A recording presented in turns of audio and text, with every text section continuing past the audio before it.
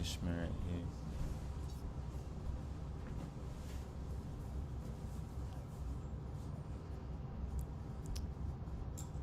Okay. Om Namo Bhagavate Vasudevaya. Om Namo Bhagavate Vasudevaya. Om Namo Bhagavate Vasudevaya. Om Namo Bhagavate Vasudevaya. Om Namo Bhagavate Vasudevaya. Om Namo Bhagavate Vasudevaya. Narayanam Namaskritya Ram Chaiva Narotamam Devim Saraswatim Vyasam Tato Jayam Udiraya. What's that mean? One should offer respectful obeisances unto the Supreme Personality of Godhead Narayana, unto Narayana Rishi, the supermost human being, unto Mother Saraswati, the goddess of learning, and unto Srimad Bhagavatam, the author. Jai Srinvatam Swakata Krishna Punya Shavana Kirtana Hridyantastoya Bhadrani Vedunoti Saritsatam. Go ahead. Sri Krishna, the personality of Godhead, who is one most cleanses the heart of the material enjoyment from the devotee who has developed the urge to hear his messages, which are themselves virtuous when properly heard and chanted. Nashtaprayeshu Bhadreshu Nashtaprayeshu Bhadreshu Nityam Bhagavata Sevaya Nityam Bhagavata Sevaya Bhagavati Uttama Shloke Bhagavate Uttama Shloke Bhakti Bhavati Naishtiki Bhakti Bhavati Naishtiki. By regular attendance on classes on the Bhagavatam and by rendering service to the pure devotee, all that is troublesome to the heart is almost completely destroyed. In loving service unto the personality of Godhead, who is praised with transcendental songs, is established as an irrevocable fact. Jai. All right. Cleanse our heart of its anarthas of wanting to be material enjoyers or illusory enjoyers, and let's get something much better instead. Fixed bhakti, which will guarantee that we'll actually have the sprout of Krishna Prem, which would be Bhav, but it'll guarantee that we'll reach that stage of genuine spiritual emotions coming. But we have to hear the messages of Godhead and let that cleanse our desire. And we have to hear from the right people, the right persons. That's one of the subject matters for today. So let's just chant to the gurus. So, because I always forget once I start reading, I get a little too enthusiastic. Om Jnana-timirandasya Jnananjana Shalakaya Chakshurunmilitam Yena Tasmai Shri Namaha Shri Chaitanya Manobishtam Sthapitam Yena Bhutale Svayamukadamayam Dadati Svapadantikam Vandeham Shri Guru Shrita Parakamalam Shri Guru Vaishnavanscha Shri Rupam Sagrajatam Sagana Raghunatham Bitam Tasajivam Sadvaitam Savadvitam Parijana Sagitam Krishna Chaitanya Devam Shri Radha Krishna Padan Sahagana Lalita Shri Vishakamitamscha Hey Krishna Krishna Sindhu Dina Bandho Jagatpate Gopesha Gopika Kanta Radhakanta Lamostate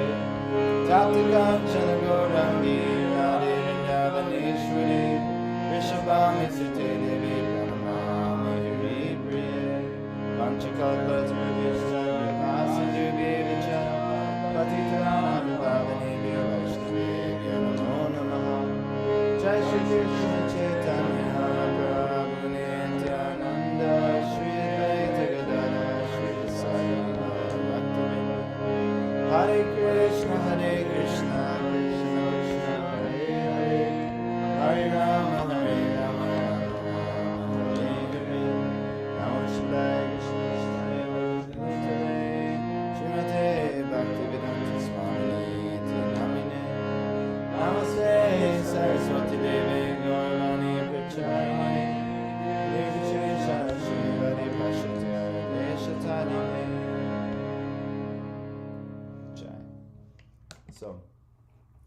well, before maybe we start reading, a little bit related to this, there was all kinds of personalities the Pandavas could have heard from, but they heard from Bhishma. Why? Because Bhishma was a very dear devotee of the Lord, a very qualified devotee of the Lord. And so we're going to get this chapter now on Bhishma Dev, his passing and ultimately imparting instructions. Everything is coming from the Lord himself, but the Lord has created infinite, I thought you guys might see that picture, infinite numbers of variegatedness. Why? Because the Lord wants to have some fun, and there's no fun if it's just one. Just one, no fun. If there's more than one, like for instance, many of you like to go to gatherings and parties, right, Fish? And things like that. Why are you having fun? Because it's, there's people to exchange love with. That's why most people like to do these things. Now, that being said, even in our process, our bhakti process, we recommend not doing many worldly things, but also it's very integral right away, right after you have faith. What do? Second process of bhakti, right after you have faith. Associate with devotees. Sadhu Sangha, yes. Now, speaking of Sadhu Sangha, it's come to my attention, first through Meghna, listening to Babaji's, and then now I've heard everyone actually talk about him, and then I'm thinking like, okay, he's not bad. I made sure I did my due research. Yes. Yes, Premananji. So he is not bad.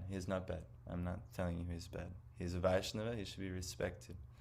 But what I am telling you is he does not recognize nor come through the lineage of Chaitanya Mahaprabhu.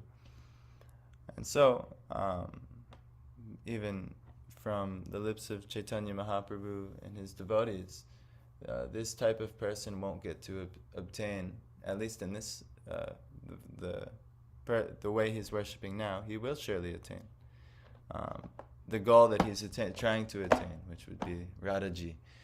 So this is very nice that he has an affinity for Radha Krishna, but to obtain Radha and Krishna, that's actually not very easy at all. It's the most difficult thing, the most rare thing.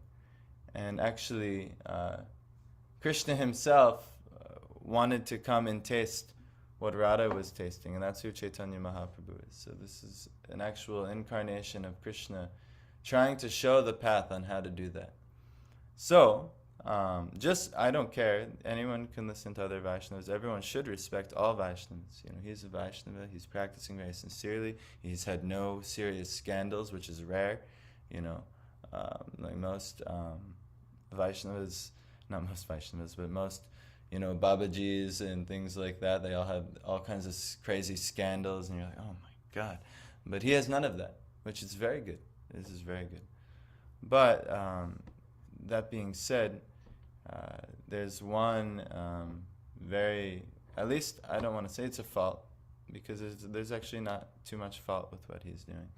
But there's one really wonderful gem that he's missing out, and that's who Chaitanya Mahaprabhu and what Chaitanya Mahaprabhu emphasized. Now, I'm not saying that, you have to subscribe to Chaitanya Mahaprabhu's way and lineage and parampara. It actually may not be for you. Actually, only certain people are qualified for it, truthfully. So I hope you're qualified. I'm trying to present the qualification and myself become qualified. But it's actually, what Chaitanya Mahaprabhu is offering is something that not even in the form of Krishna he was offering, nor even Radharani offering. Chaitanya Mahaprabhu is offering the pathway to achieve the highest thing, but even for low-born rascals like us who are very unqualified. But it is possible. So anyhow, yes, don't, you know, don't think it's so easy. Oh, this guy's popular on YouTube. This will be easy, no problem. But I'm not saying he's bad. I'm not saying anything he's doing is bad. I'm just saying, yeah, maybe one day he will also have realization of Chaitanya Mahaprabhu's glory, and he'll see the emphasis on what Chaitanya Mahaprabhu is mentioning. But he's good. He believes in lots of japa, radhanam. This is very good. But at the same time, he doesn't give very much emphasis at all to the Hare Krishna Mahamantra, which is the Brahmataraka Nam, which is the Shastric Nam for Kali Yuga, which is something we should very much give a lot of, emphasis to, especially because this is the mantra that will bring you to where he's trying to emphasize we all go. But yeah, it's not an easy. It's easy, but it's not as we're not that easy. We're not that simple. We have so many perversions in the conditioned nature that'll get in the way. So anyhow, I've heard this personality a few times, and I'm like, well, okay. Now I understand you guys are naturally studying, and so you're like, well, I mean, any intelligence by all of you would be like, well, we should hear from qualified people. And I'll be honest, I can't deliver you from the clutches of material nature. So, this is not, why should you exclusively hear from me? I don't want you to. I think it would be your great downfall if you exclusively heard from me. But there are teachers, and at the very least, if you listen to, say, like Prabhupada's lectures, and then there are other contemporaries of Prabhupada, and then also books are one of the ways that you really, you want to know the heart of someone, you listen to a book. Now in Kali Yuga, where attention span has, degraded so badly, like it's very difficult to read, so we set up a whole thing to read together, but but yeah, that's also should be an emphasis. But anyhow, I'm not saying he's bad. I'm not here to criticize him. I'm impressed that he has not done anything like very flagrant, in his position. And actually, it's nice. He's getting a lot of the youth in India. Is very attracted to what he's doing, and that's good actually, because the other movement of the youth in India is to go very, very far to the other side towards materialism. And I've seen that as well. And actually, sometimes when I go to India, and actually, we just found out we probably will be going within within a month's time. Yes, what? Yes, you booked the ticket? What's that? Not yet, but I have Krishna's twisting my arm in a certain way. So it's likely I'll go, but we'll see. I have to sell all kinds of things and figure out my life. You're saying you have to book the tickets this week. I have to book the tickets within 4 days. Yeah, that's right. Yes. You're going next month. Yes, that's the plan. Anyhow, we'll see. I hope my parents aren't watching, because they're gonna be we haven't broke the news to them yet, but they'll be tremendously worried. Oh, because of... Yes, yes, because my wife is pregnant. But anyhow, we think it's very important for the baby, and then also, yes, I'm like tied in this credit card arrangement where I'll lose $750 if I don't figure out a way to spend something, and the plane tickets would be the perfect thing to spend it on, and then I'll get it back anyway. So anyways, the credit card company is giving me a huge discount on the trip, and I don't want to go any further with that. But yeah, when you go to India, you do see that it's very, I've only been going for 5 years, and year by year, it's like really more and more churning this Western paradigm, and It seems when you go to the rural places in India, the culture is very nicely preserved.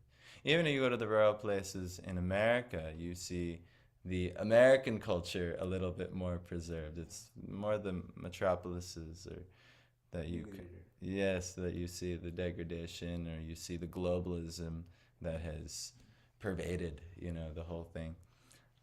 But yeah, we are very interested in preserving this ancient culture, and someone like Premananda Maharaj is doing that, and he's giving many sattvic, he's giving many wonderful things that are inspiring the youth, and even someone like Sadhguru, who's far more flagrant. I think the youth is more inspired by Sadhguru than Premanand. Yes. I feel like Yes. others like not. Sure. That's definitely true. Even someone like Sadhguru is actually doing a great service in getting people interested in sattvic practices, meditation, even though he's a blasphemer of the Vedic literatures and the holy name and so many things. But not to criticize, but to criticize the activity that we should not do these things. As we want to make further advancement. But I will say that they're bringing many people on online platform. I have maybe 3 to 5 views on a YouTube video. There are many millions of views on YouTube videos, and bringing people to a higher consciousness, and that's very laudable. But what's being offered here, and don't take my word for it. Just maybe if you studied the life and pastimes of Chaitanya Mahaprabhu, you might have some more inspiration. But yeah, what Chaitanya Mahaprabhu is offering is so valuable and incredible, actually. And the hope, it's actually approaching that time of the year where, but also pretty much there's Advaita Saptami, the Nityananda Trayadashi, all of the Panchatattva kind of appeared in that same period. Hey, how are you doing, John? So anyhow, I'm not here to chastise. I'm just here to emphasize that if you give as a very sincere representative of Chaitanya Mahaprabhu a chance, and you heard from them, you might be really inspired. That's the hope. So, but that being said, it's not so easy to find that person. I wish I could tell you, yes, anyone in ISKCON, you listen to him, it'll be perfect. No, actually, unfortunately, there have been many, just unfortunate circumstances where somebody posed themselves at a level that they're not, or what maybe made some offense at a level they reached and had to go down a few notches due to their offenses. And we do this all the time. So, but there are sincere representatives. I mean, Srila Prabhupada is very, very incredible, and then there are others, to not take you off the path that I think would really help you is if you get the foundation from Srila Prabhupada, then I would be very happy to reveal a few others I think would be really nice, but without that foundation, I don't think it would be appropriate. So anyhow, no problem. He is all glories to the Vaishnavas, all glory of all the 4 sampradayas, and Chaitanya Mahaprabhu is one offshoot of the Madhva sampradaya. And it's a very rare gift he's giving that only a very rare few will take. But he's the most merciful. If you look how, what has spread Krishna consciousness, or what has spread even Vedic culture all over the world, it's Chaitanya Mahaprabhu's mission. It's not very few Advaitism and all these other, different types of offshoots of Vedic culture But you see who is the one who spread it all over the world. It's Chaitanya Mahaprabhu and his representatives. So it's very empowered, but at the same time, it's very, it's almost so easy and so simple that you think, no, it can't be. There's got to be more. I got to look over here. But actually, if you dig deeper in what he's saying and doing and recommending, you'll see, oh, it's way underneath. There's a surface level teaching, and then there's a depth to the teaching that one can only access if one actually takes the surface level teaching. It's not done by a mere glance. Oh, okay. Yeah, he says this one. Now let me check over here. It's the equivalent of you're trying to hike a mountain, right? And you might find, Piyush is an expert in liking to go on traveling adventures, right? So on an adventure, you have to plan out the trip. You can't just you could just be spontaneous, but you'll maybe find yourself lost somewhere. But if you're hiking a mountain, you want to plan the trail, which way you're going to go up. Okay, I'm going to hike this side. I'll hike from the north, the south, the east. This one, well, this one has advantages. This one has disadvantages, and so on. But once you hike the mountain, I think Keshava gave this example the other day, but it's a nice example. Once you hike the mountain, you have to commit to a path. You have to go for it. All right, I'm going. If you want the goal, you have to go that path. But you can't be like, well, all right, well, I'm going to try this path over here, and then, well, actually, let me go back down. Let me try this path over here. You'll never get up the mountain that way. Well, let me try this path, and let me try this path. You have to go deep. You have to commit to whatever path that's going to give you the goal that you're looking for. So anyhow, I won't, say, well, you must commit to my path, whatever I'm doing, or you must commit to even Chaitanya Mahaprabhu's path or Srila Prabhupada's path. I recommend that. I'm here trying to present that. But, you may not, that may not be your soul's calling. No problem. But I hope it is. I think it must be to have some attraction to this in the first place. And actually, yes, what this lineage and what Chaitanya Mahaprabhu is giving, and the mood, the deep underlying spiritual mood that nobody else can give, and I have to be a little cryptic because it is a little. It is confidential. It's very confidential. It's not a surface level thing. You would be shocked if you knew the final conclusions of where this path goes and what even what the devotee is doing in the highest realm, in its highest service. But it's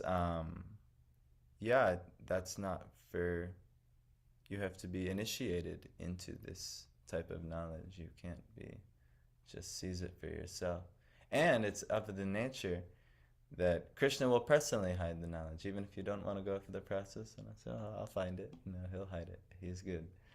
I tried to do that a few times. So, I just would really emphasize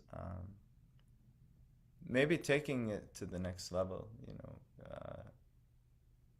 maybe really read Srila Prabhupada's books, and you'll know eventually you'll know where he's taking you.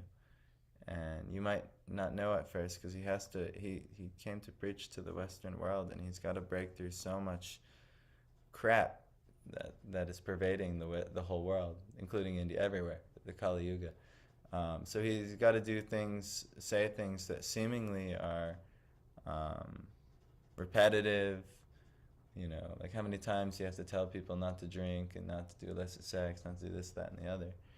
But then after, we need it because we have the tendency to go back to these things over and over and over and over again. So we need that constant reinforcement. So anyhow, I don't want to waste the whole class. I do want to read Bhagavatam. I just wanted to kind of say that just so you guys know, that that one, he's good. He's a Vaishnava and he has not done anything bad. That's good, you know. But two, that there is very qualified personalities that are going to present something that's not obtainable by any other, even Vaishnava Sampradaya. What's to speak of, I'm not exactly sure. I think he's part of, I was looking a little bit up about Premanandaji, Radha Vallabha Sampradaya. So, he seems nice, actually. Radha Nam, Japa, a lot of the same practices. I think Kirtan, emphasis. Bhagavatam and Bhajan. This is very good, but this is same process, but every religion tells the same thing essentially, except from process and मत the वो depth. territory में मत जाओ It's मत like जाओ territory में discussion मत कर नहीं सब जो Yeah. प्रभु भी बोलते ना कि they just be in English. no I'm saying Prabhu also tells that Jesus also had like teachings like that, like I'm saying, but like the process is everyone. Yeah, everyone has to love and to understand and love God is everyone's process, Yeah. And then for say a Vaishnava, they have their own more specific process of which facet of God they're going to work, and then for specific sects of Vaishnavism, like for instance the Sri Sampradaya will focus on Lakshmi and Narayan, and the Ramanuja Sampradaya. No, that's the Sri Sampradaya. But let's just say the Madhava Sampradaya will focus on Radha and Krishna, and so on. And what that looks like, the Ishta Dev will be will be there.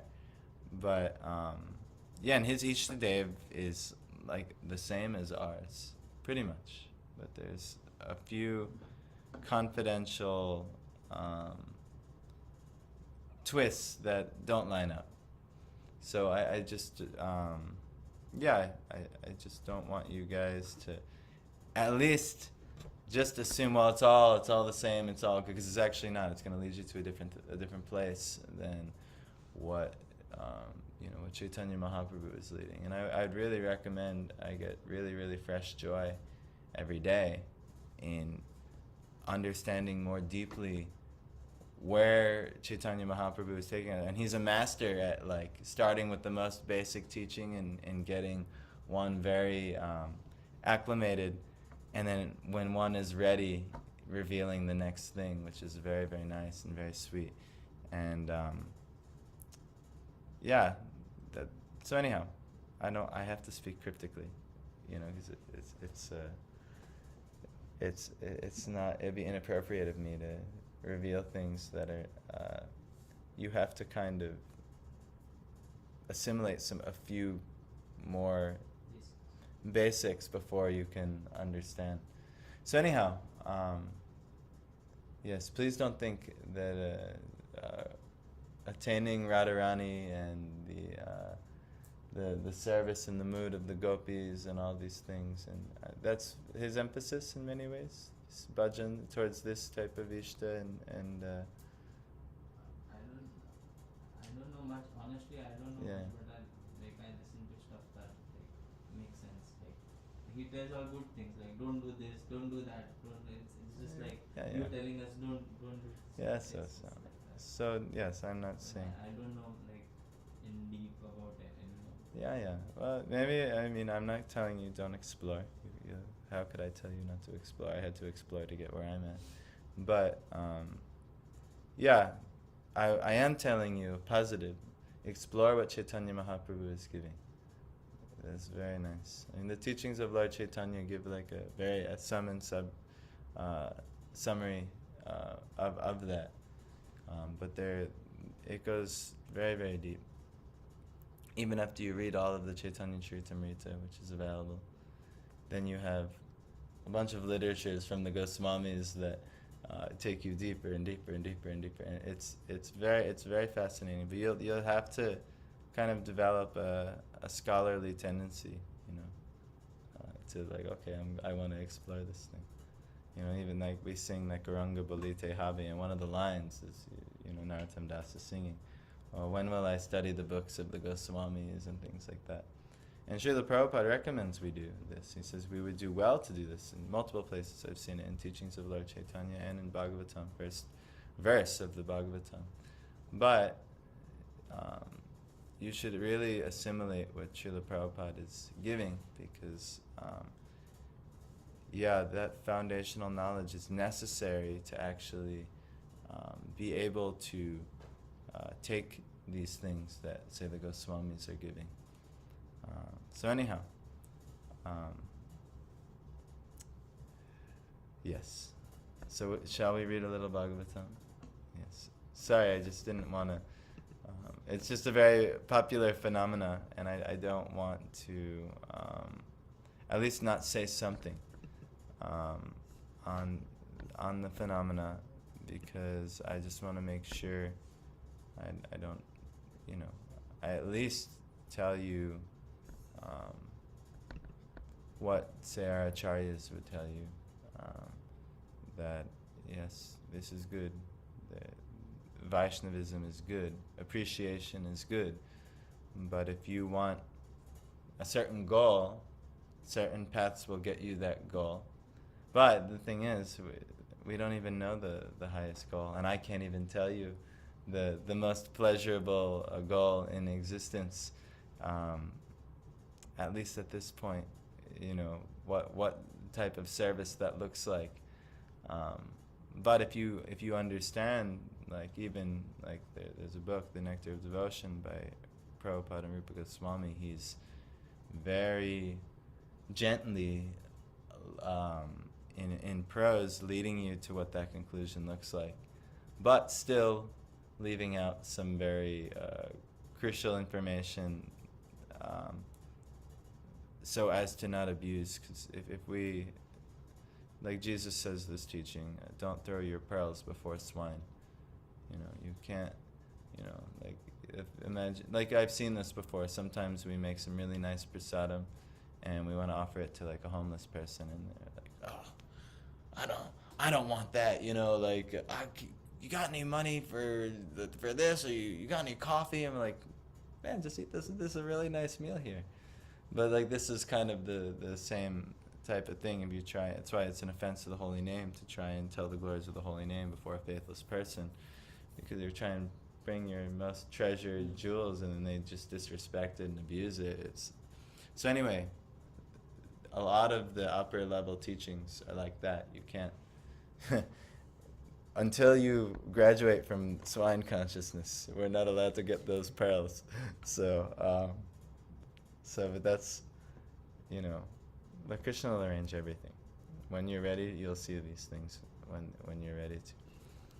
Anyhow, I don't want to, and it was not in the spirit of criticizing. The spirit of saying, hey, it will lead you to a different direction than, say, where Prabhupada wants to bring you, or ultimately Chaitanya Mahaprabhu wants to bring many people. Not saying it's bad though. It Vaishnavism is very good. Radha Krishna worship is very good. Radha worship is very good. But there's an exclusive way to worship that is very, very confidential and very nice. And I'm biased because I've read into it and I enjoy it, and I myself try to practice it to some whatever small degree I'm able to. But this is there's not anything like what Chaitanya Mahaprabhu is teaching at the highest level, at the most confidential level. So anyway, you explore that yourself if you'd like. So let's read at least one verse of Bhagavatam. Maybe two, they're short. Where are we? all the sages showed up at where Yudhisthira and the Pandavas met Bhishma. We did all the biographies of the sages the last few times, and so on. But now, we'll continue. 199. Tan sametan mahabhagan upalabhya vasutamaha pujayamasa dharmagyo deshakala vibhagavi tan, all of them, sametan, assembled together, mahabhagan, all greatly powerful, upalabhya, having received, vasu utamaha, the best among the Vasus, Bhishma Dev, pujayamasa, welcomed, dharmagya, one who knows religious principles, desha, place, kala, time, vibhagavit, one who knows the adjustment of place and time. Translation. Bhishma Dev, who was the best among the 8 Vasus, received and welcomed all the great and powerful rishis who were assembled there, for he knew perfectly all the religious principles according to time and place. So he's like this on a bed of arrows, but he is able to give cordial greetings and welcoming, because he actually knows all the religious principles. So Prabhupada says, expert religionists know perfectly well how to adjust religious principles in terms of time and place. All the great acharyas or religious preachers or reformers of the world executed their mission by adjustment of religious principles in terms of time and place. There are different climates and situations in different parts of the world. If one has to discharge his duties to preach the message of the Lord, he must be expert in adjusting things in terms of the time and place. Bhishma Dev was one of the 12 great authorities in preaching. He uses the word cult. Remember, that's like just a religious system. Now it has a negative connotation, but back when he wrote this, it didn't. Preaching this cult of devotional service. And therefore he could receive and welcome all the powerful sages assembled there at his deathbed from all parts of the universe. He was certainly unable at that time to welcome and receive them physically, because he was neither at his home nor in a normal healthy condition. But he was quite fit by the activities of his sound mind, and therefore he could utter sweet words with hearty expressions, and all of them were well received. One can perform one's duty by physical work, by mind and by words, and he knew well how to utilize them in the proper place, and therefore there was no difficulty for him to receive them, although physically unfit. So there's actually a couple things in here that are really nice that we could unpack. One, there's the principle of kind of like atithi, that when we should always welcome a guest, like the guest is God, right? Our Guru Maharaj, our Diksha Guru, Shamakrish Maharaj, actually this is one of the most valuable teachings that he really imparted to my wife and I, were how to welcome guests and how to have proper dealings in family life. How to treat guests when they come, how to serve the community, and so on. And actually, him teaching us all that is what you're seeing here.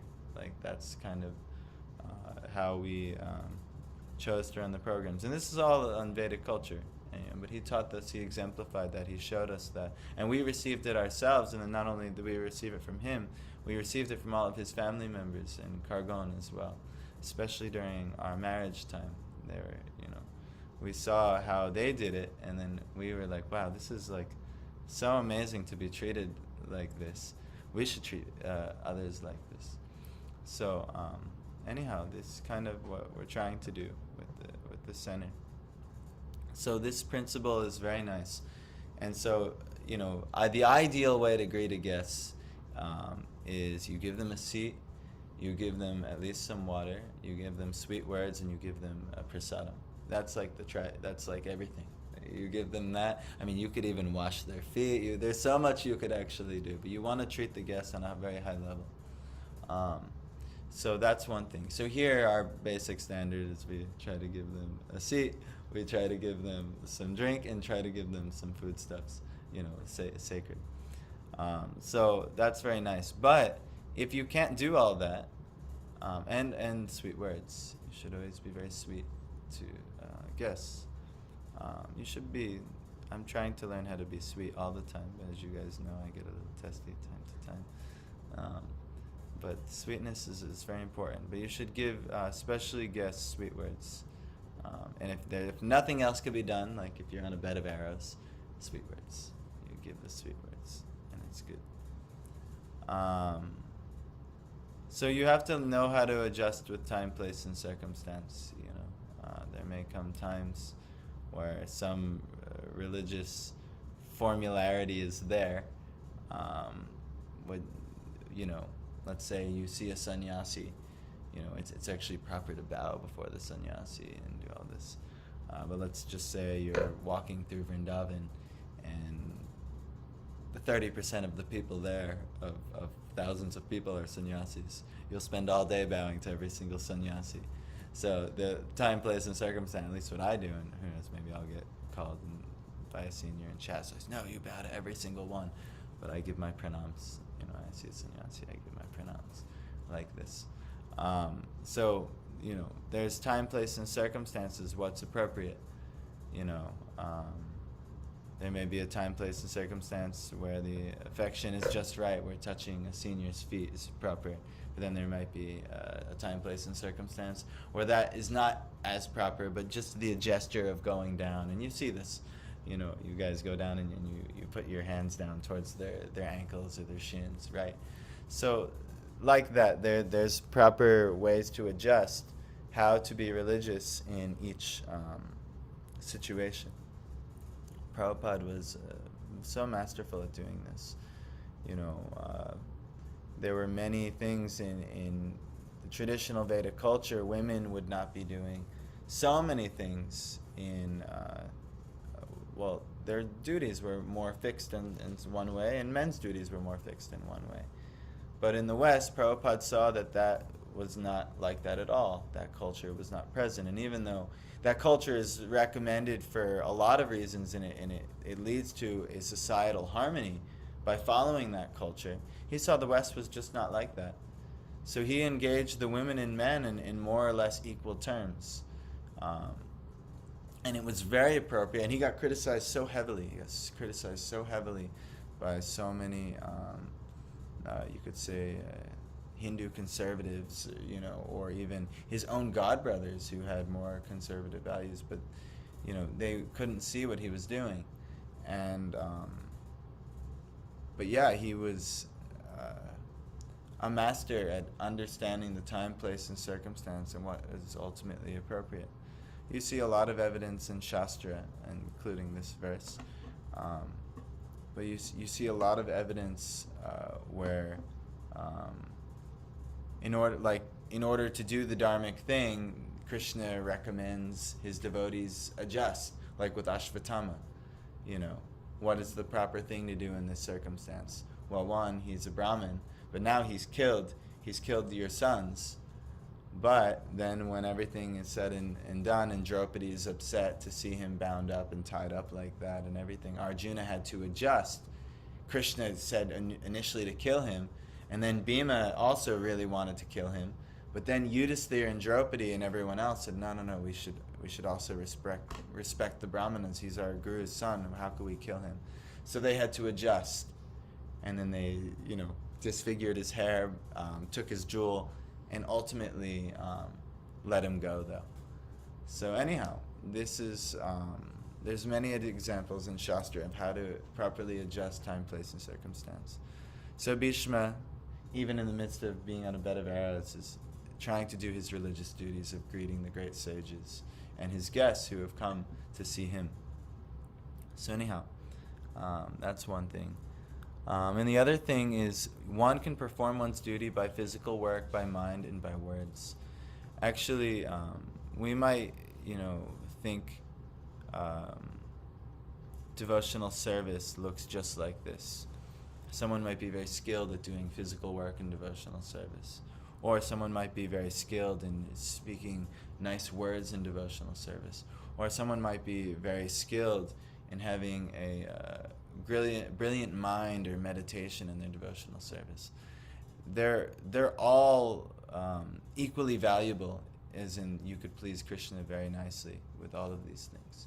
So it's mentioned in the Madhurya Kadambini actually that there's no necessary physical symptom, or like, oh well, a devotee only speaks like this, or a devotee only works like this, or a devotee only uses his mind like this. No, it's so variegated, and in all of it can be very pleasing to Krishna. And you only need to have one process to please Krishna. Let's just say you are very contemplative and use the mind to worship Krishna. There's this one brahmachari, and he was a devotee of Lord Chaitanya. And in his mind, Chaitanya Mahaprabhu was trying to travel to Vrindavan. So his number one way that he would practice devotional service was in meditation, and to and do what's called manasa seva. Manasa seva means service in the mind. Actually, when one is doing deity worship, that is ultimately what one is doing at the higher levels of deity worship. There's a manasa seva that's going on where you're saying, oh, I'm going to actually, yes, it looks like I'm offering you this little cheap stick and this thing, but actually, if one is, say, more advanced, and I'm not saying I'm there because my mind is all over the place when I'm doing the artis in the morning or the deity seva, but if I do get a good glimpse of doing some sincere deity service, that's ultimately what is supposed to happen, is manasa seva. So, but Nrsimha Brahmachari, he was like, he was meditating in his mind, and he was imagining, like, literally, like, cleaning, sweeping the roads and preparing everything, the path for Chaitanya Mahaprabhu to go to Vrindavan. And he's, imagining all of the most beautiful and elegant flowers and so many wonderful things. And actually, in the midst of, while he was doing that, Chaitanya Mahaprabhu was performing miracle after miracle, and it was such an ecstatic journey to Vrindavan. And then millions upon millions of people started to follow him. And then eventually what happened is he met with Sanatan Goswami and Rupa Goswami. I think it was in Prayag, actually. But he met with them, and what did he do is that Sanatan Goswami, he pleaded with him. He said, Lord, you cannot go to a holy place with so many followers. There's scriptural injunction against this. And he said, I don't want to see you be criticized. You'll be criticized for this. So Chaitanya Mahaprabhu, he admitted, he's like, yes, you're right. So he ended up going back to Puri. But what ended up happening, because Nrsimha Brahmachari, he was, like I said, he was meditating. That was his service to Chaitanya Mahaprabhu. I'm going to meditate, and through my meditation, I'm going to serve to make sure Chaitanya Mahaprabhu's path is as beautiful as possible so he can go to Vrindavan nicely. He knew he's thousands of miles away or hundreds of miles away. But as soon as he reached a certain point of the path, I think when he reached Prayag, he said, oh my God, the path in his mind wasn't available for him to clear anymore. Why? Because he knew that Chaitanya Mahaprabhu wasn't going that way anymore. He's like, no, he doesn't want to walk this way anymore. So this is, why am I saying this? Because devotional service might not look the same, or it's not just like, well, this one's very good at doing the dishes, or this one is doing a lot of physical work. Trust me, we need physical work, and I give you guys physical work to do. But what's happening in devotional service is multi-tiered. It's by the physical action, by what's happening in the mind, very important, and then also what is being spoken as the words. So, and all of them are very valid. So anyhow, let's read one more verse and then be done today. I apologize we should have talked about more Bhagavatam, but I just wanted to, emphasize that they're, if I were to recommend anyone listen to anyone, I think if you guys were to listen to Srila Prabhupada, you would get the most benefit. But what's that? I like Prabhupada. Yeah, you should. You should all like Prabhupada. He's giving you something so amazing. But even if you don't want it, but yes, I was just trying. I'm not saying he's bad or you'll get some bad message from him or anything. I don't want to say that because it seems he's good. Actually, I don't know too much. I only did a little research yesterday. So why is everyone so attracted? I want to see. So It's not in English, that's the problem. yes, it would never be available to me. Yeah. Actually, there's many even followers of Chaitanya Mahaprabhu I want to listen to, but because I'm not born in your type of body, I cannot listen. So I'm actually so much more limited, only knowing English. But you guys have the full scope, knowing English and hopefully Hindi, and if you learn Bengali, you'd be really also set. But anyhow, I just wanted to kind of encourage what I have realized up to this point to be very valuable for young men who are beginning the bhakti process. So anyway, please don't take offense. I'm not I don't. Not to get it out of your chest. Yes. It's Yeah. understandable. Yes. And I actually I did this with Meghna like months ago actually when she started really mentioning. Last night the reel was small. Remember. So anyhow, let's read one more verse. Krishnam chatat prabhavagya asinam jagadishwaram hridistam pujayam asa mayayopata vigraham Krishnam unto Lord Shri Krishna cha also tat of him prabhavagya the knowers of the glories Bhishma asinam sitting Jagadishwaram the Lord of the universe hridistam situated in the heart pujayam asa worshipped mayaya by internal potency upata manifested vigraham a form. Translation: Lord Sri Krishna is situated in everyone's heart, yet he manifests his transcendental form by his internal potency. This very Lord was sitting before Bhishma Dev, and since Bhishma Dev knew of his glories, he worshipped him duly. Purport: The Lord's omnipotency, or all-powerful nature, is displayed by his simultaneous presence in every place. He is present always in his eternal abode, Goloka Vrindavan, and still he is present in everyone's heart and even within every invisible atom.